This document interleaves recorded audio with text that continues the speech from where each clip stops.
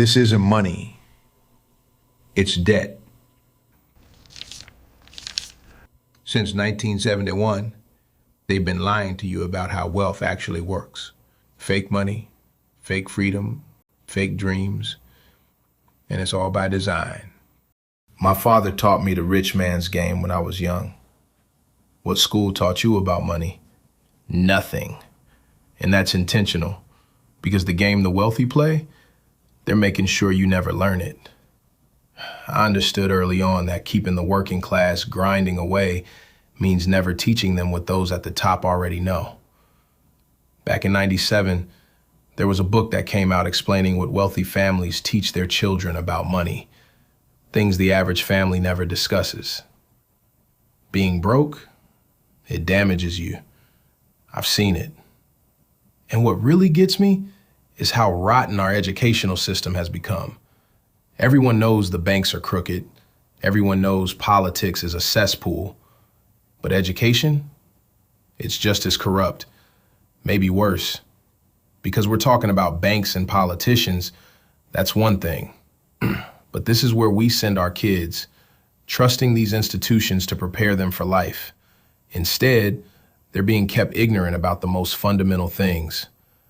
I remember asking my old man when I was a boy, "Dad, when are they going to teach us about money at school?" He looked at me and said, "They won't, son. That's something I need to teach you myself." And he did. You want to know something? Share what you've learned. Real financial education. It's not get yourself employed, grind it out, stash some cash, and throw it into a mixed bag of stocks and bonds. The money game comes down to two elements: debt and taxes.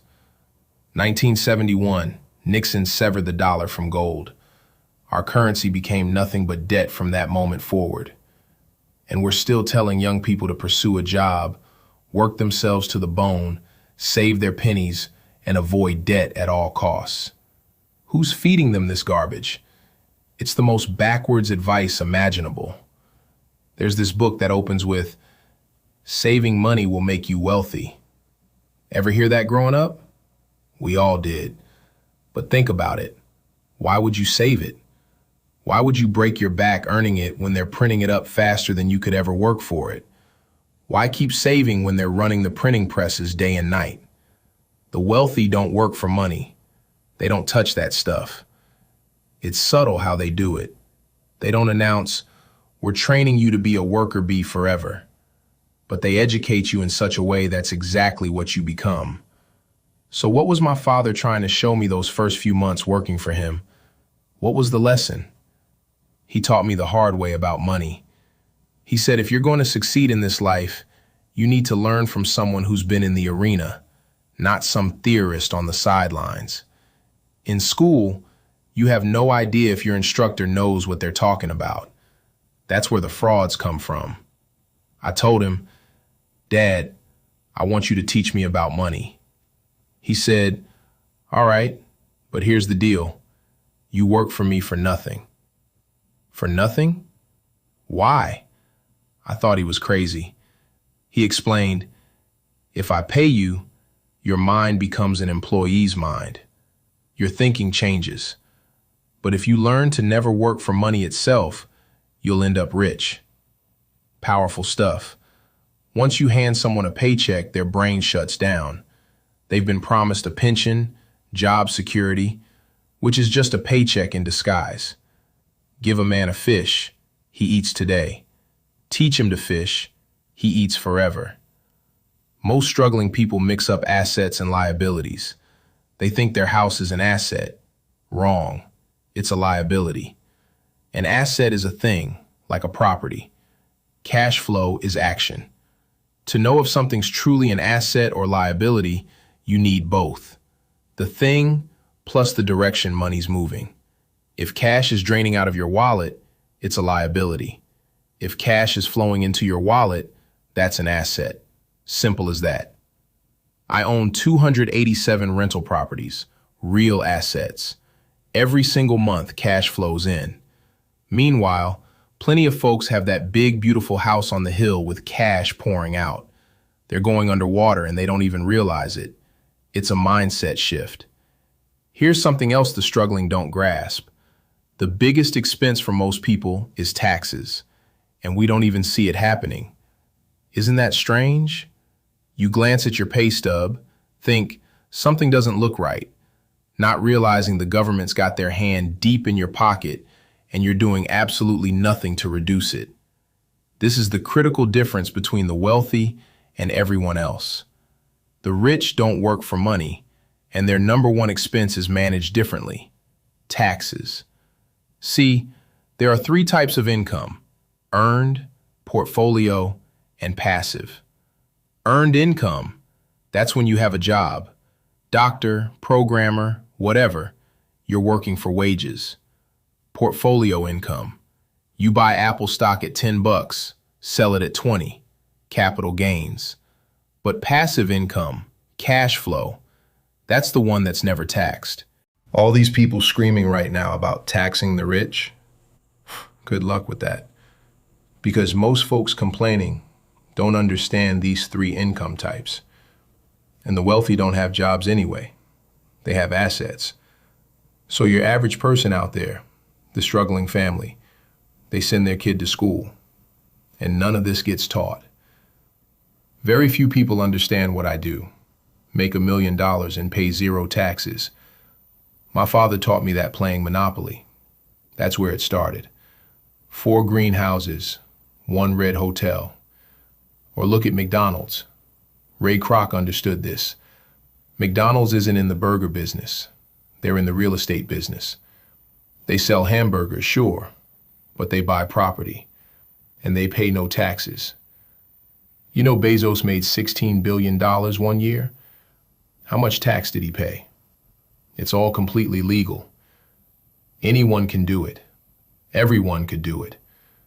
But most people lack the education. Once you learn to use debt as money, you can never say, "I can't afford it," again.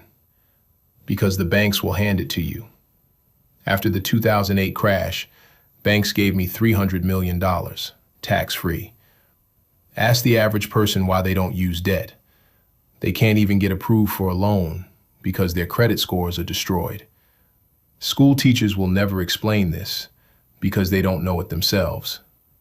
My father knew it. That's what made all the difference. You can't determine if something's an asset or liability until you see which direction the cash flows. So a house, asset or liability? Well, if it's taking money from your pocket, liability. If it's putting money in your pocket, asset. The government wants me to provide housing, wants me to create jobs, wants me to borrow money, because that's how money gets created, through debt. I get enormous tax breaks. Anybody can do the same thing if they had the financial education. If people understood the tax code, we'd all be more prosperous. But can poverty be inherited? Yes, because it's a way of thinking. It's an attitude. It's straightforward. When people ask me, how do I break the cycle? I tell them, never say, "I can't afford it." Ask yourself instead, how can I afford it? The reason I have so much money is because I don't say I can't do it. I ask, how can I do it? And yeah, I make plenty of mistakes, but that's how I learn. How can I? Some people, they always say I can't afford it. I can't do this. I can't do that. My father never used those words. He taught me differently. So when I meet struggling people, they use the words "I can't" constantly. The people saying, "I can't afford it. I can't do this. I can't go to college." Are the rich holding them back? I choose not to buy into that. And that's one thing people could change today, right this moment. That dialogue in their head. Stop saying can't. I can't. Change it. How can I? Especially, I can't afford it becomes, how can I afford it? Because that opens you up to seeing it as an investment in a better future. When I borrowed $150 million, I couldn't do it at first. I went to ask and got rejected so many times. But every time I showed the bank my financials and they said no, I said, "Look, do me a favor. Tell me why you turned me down. Show me where the numbers are off. If I get these numbers fixed, can I come see you again?"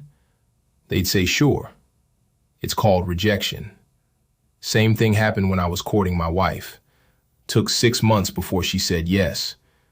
It's just a matter of personal determination, spiritual strength. If they can do it, I can do it. How can I? How can I?